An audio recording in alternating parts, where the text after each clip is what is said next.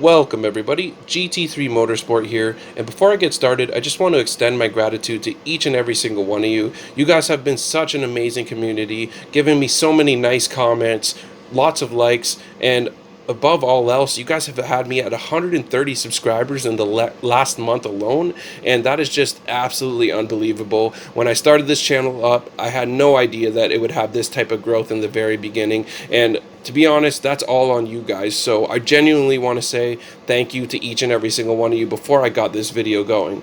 Now, with all that being said, it's my turn to keep up my part of this deal, and it's time to give you guys some more content. In this video, I'm going to show you guys how to change your field of view, and not only how to change it, but why it's so important to adjust your field of view to your liking. You can not only find more time in your laps, if nothing else, it will make you comfortable in your car, and that is extremely important when you're trying to learn. So, with all that being said, let's hop right into this next video. Alright, so first things first, if you do click your options tab here, under the drive tab, under driver's view, you'll notice that it does have field of view. It says controls how zoomed in the driver's view is. You can find your ideal FOV by using the calculator on the graphics tab. And that's true, but I'm going to show you guys a much simpler, much quicker way to adjust your FOV and have it exactly where you want without having to do a whole bunch of complicated math. Because why do it so convoluted when we can make things easier on you? So what you're going to want to do is, first things first, just hit test, get your car on the road, even if it's just literally a couple feet here that will drive off the course. I'm going to hit the brakes here, escape.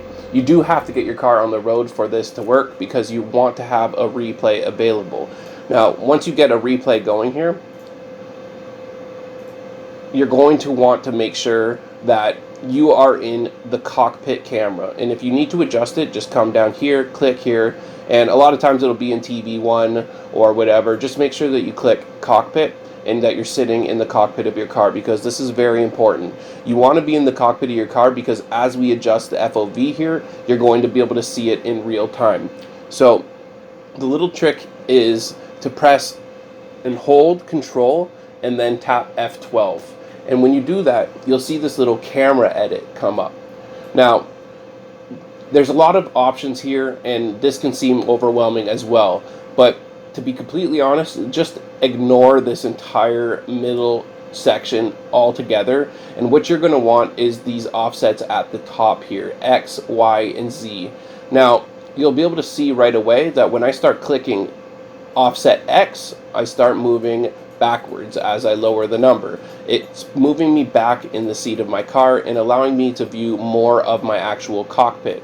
And as you can see, you could go quite far out.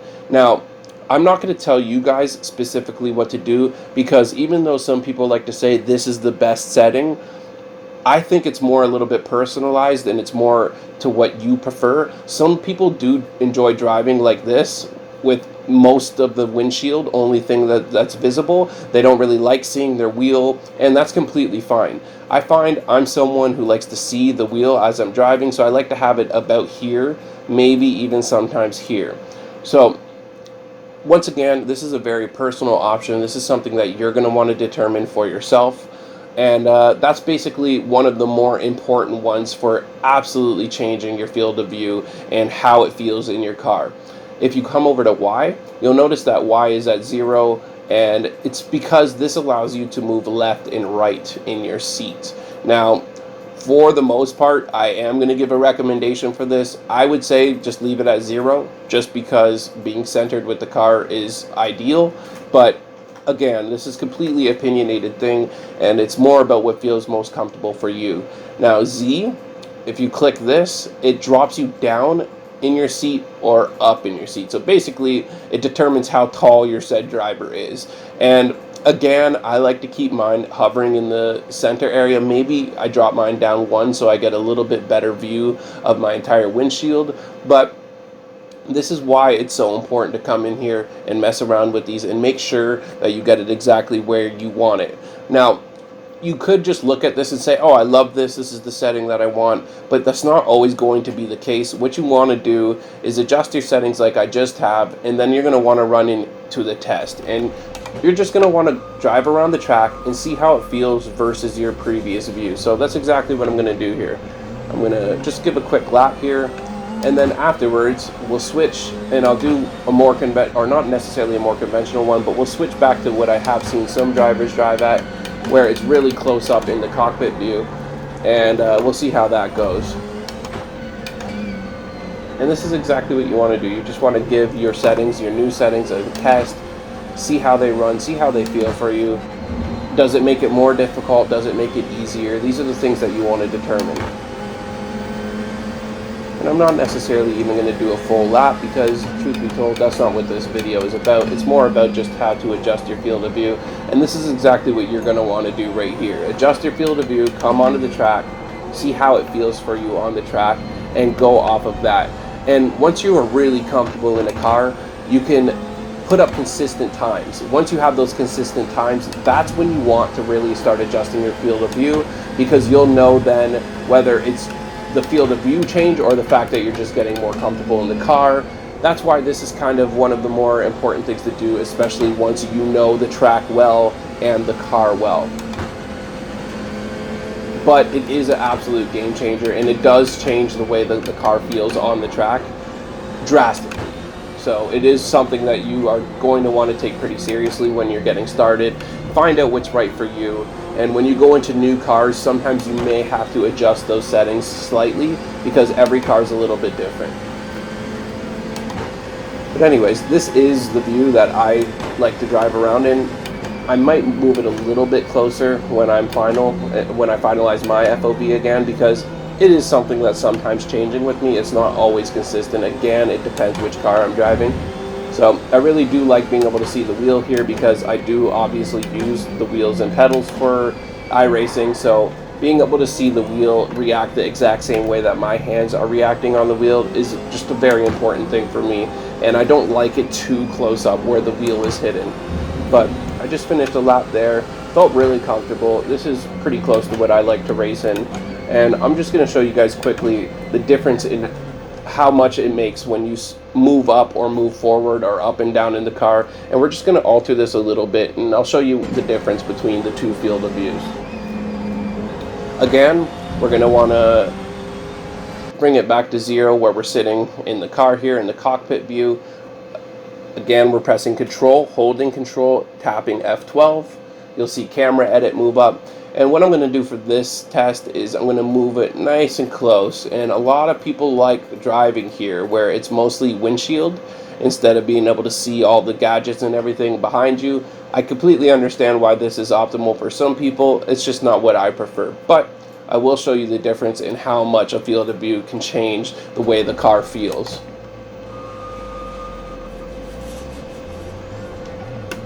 Right away, you can see how much more it feels like I'm seeing the track instead of inside of my car. And again, I can see why this is a benefit to some people. The only issue I find with this field of view is that when cars are beside me or they're pulling up behind me, any of these things, I find that a lot of my field of view is cut off, whereas when I sit back in my car slightly, I feel like I could get a better understanding of the track and the surroundings around me. So that is why I choose that.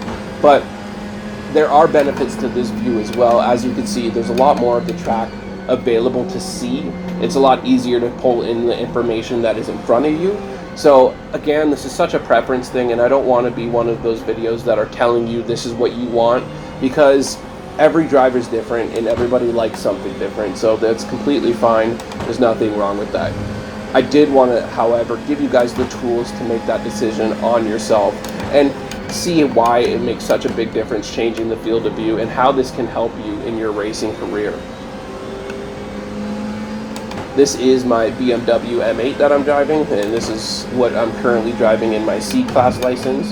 You can see the big difference between the MX-5 and this car. As I was telling you guys, there's leaps and bounds between the classes, so every class will challenge you in a new way and make you grow as a driver. So this is why I want to make sure that before you guys even get into these later classes, that you guys at least have this information at your fingertips and you can make these decisions before you have to start finessing your driving skills.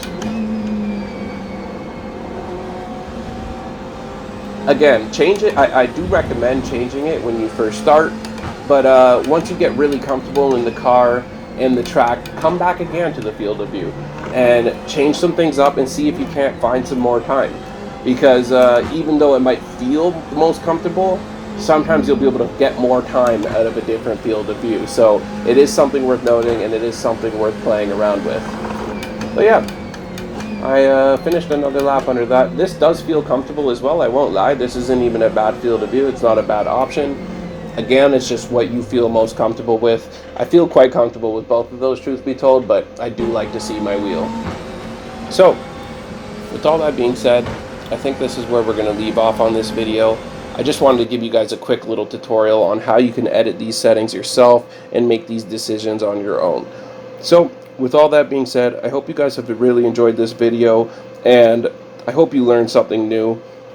If you have any questions or comments, just leave them down below. You guys know I'll get back to each and every single one of you and try to answer whatever I can and help you guys along with your iRacing career. Until next time, this is GT3 Motorsport. You guys take care and stay safe.